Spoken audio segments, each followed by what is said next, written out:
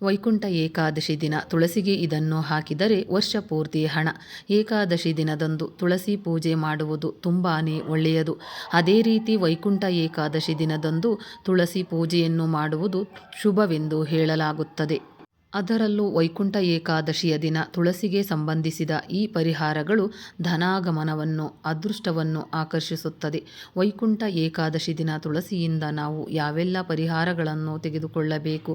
ವೈಕುಂಠ ಏಕಾದಶಿಯ ದಿನ ತುಳಸಿ ಪೂಜೆ ಮಾಡುವುದರ ಪ್ರಯೋಜನಗಳೇನು? ಏಕಾದಶಿ ವ್ರತವು ಹಿಂದೂ ಧರ್ಮದಲ್ಲಿ ಆಚರಿಸಲಾಗುವ ಪ್ರಮುಖ ವ್ರತವಾಗಿದೆ. ಏಕಾದಶಿ ತಿಥಿಯಂದು ಲೋಕ ರಕ್ಷಕನಾದ ವಿಷ್ಣುದೇವನನ್ನು ಮತ್ತು ಆತನ ಪತ್ನಿಯಾದ ಲಕ್ಷ್ಮೀದೇವಿಯನ್ನು ಪೂಜಿಸಲಾಗುತ್ತದೆ. ವಿಷ್ಣು ಮತ್ತು ಲಕ್ಷ್ಮೀದೇವಿಯನ್ನು ಈ ದಿನ ಪೂಜಿಸುವುದರಿಂದ ವ್ಯಕ್ತಿಯು ಶುಭ ಫಲಿತಾಂಶಗಳನ್ನು ಪಡೆದುಕೊಳ್ಳುತ್ತಾನೆ ಎನ್ನುವ ನಂಬಿಕೆಯಿದೆ.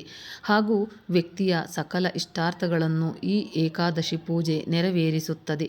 ಈ ದಿನ ಜನರು ಉಪವಾಸ ವ್ರತವನ್ನು ತೆಗೆದುಕೊಳ್ಳುವ ಮೂಲಕ ಪೂಜೆಯನ್ನು ಮಾಡುತ್ತಾರೆ. ಏಕಾದಶಿ ವ್ರತವು ವಿಷ್ಣುದೇವನಿಗೆ ಸಮರ್ಪಿತವಾದ ವ್ರತವಾಗಿದೆ ಹಾಗೂ ತುಳಸಿಯು ವಿಷ್ಣುದೇವನಿಗೆ ಪ್ರಿಯವಾದ ವಸ್ತುವಾಗಿದೆ.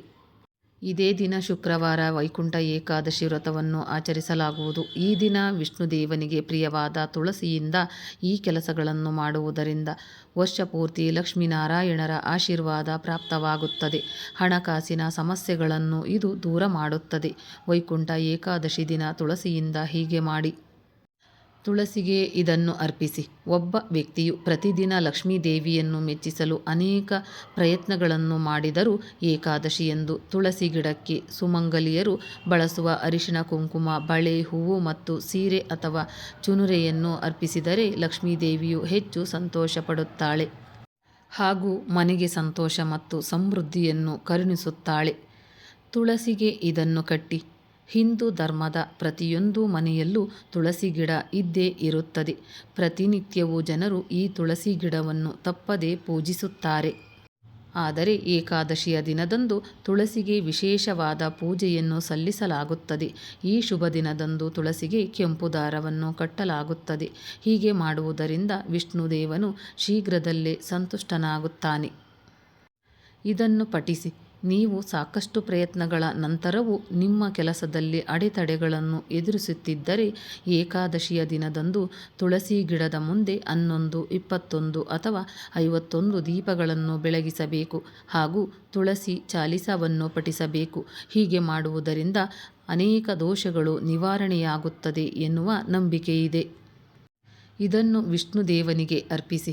ಸಾಕಷ್ಟು ಪ್ರಯತ್ನಗಳ ನಂತರವೂ ಯಶಸ್ಸು ನಿಮಗೆ ಸಿಗದೇ ಇದ್ದರೆ, ನಿಮ್ಮ ಪ್ರತಿಫಲಕ್ಕೆ ತಕ್ಕ ಲಾಭ ದೊರೆಯದೇ ಇದ್ದರೆ ಅಂತಹ ಸಂದರ್ಭದಲ್ಲಿ ಏಕಾದಶಿಯ ದಿನದಂದು ಸ್ನಾನ ಮಾಡಿ ಧ್ಯಾನ ಮಾಡಿದ ನಂತರ ವಿಷ್ಣು ಮತ್ತು ತಾಯಿ ಲಕ್ಷ್ಮಿಯನ್ನು ಪೂಜಿಸಿ. ಪೂಜೆಯ ಸಮಯದಲ್ಲಿ ತುಳಸಿ ಮಂಜರಿಯನ್ನು ಅಥವಾ ಹೂಗಳನ್ನು ಹಸುವಿನ ಹಸಿ ಹಾಲಿನಲ್ಲಿ ಬೆರೆಸಿ ವಿಷ್ಣುವಿಗೆ ಅಭಿಷೇಕ ಮಾಡಬೇಕು. ಈ ಪರಿಹಾರವು ಆರ್ಥಿಕ ಸ್ಥಿತಿಯನ್ನು ಸುಧಾರಿಸುತ್ತದೆ. ವೈಕುಂಠ ಏಕಾದಶಿಯ ಶುಭ ದಿನದಂದು ನೀವು ತುಳಸಿಗೆ ಸಂಬಂಧಿಸಿದ ಅದ್ಭುತವಾದ ಕಾರ್ಯಗಳನ್ನು ಮಾಡುವುದರಿಂದ ಎಲ್ಲ ರೀತಿಯಾದ ಹಣಕಾಸಿನ ಸಮಸ್ಯೆಗಳಿಂದ ಪರಿಹಾರವನ್ನು ಕಂಡುಕೊಳ್ಳುತ್ತೀರಿ.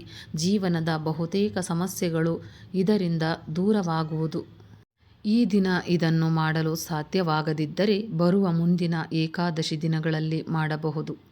ಸ್ನೇಹಿತರೆ, ಈ ಮಾಹಿತಿ ನಿಮಗೆ ಇಷ್ಟವಾಗಿದ್ದಲ್ಲಿ ಇನ್ನೂ ಹೆಚ್ಚಿನ ಮಾಹಿತಿಗಾಗಿ ಲೈಕ್ ಮಾಡಿ, ಶೇರ್ ಮಾಡಿ, ಚಾನಲ್ಗೆ ಸಬ್ಸ್ಕ್ರೈಬ್ ಮಾಡಿ. ಧನ್ಯವಾದಗಳು.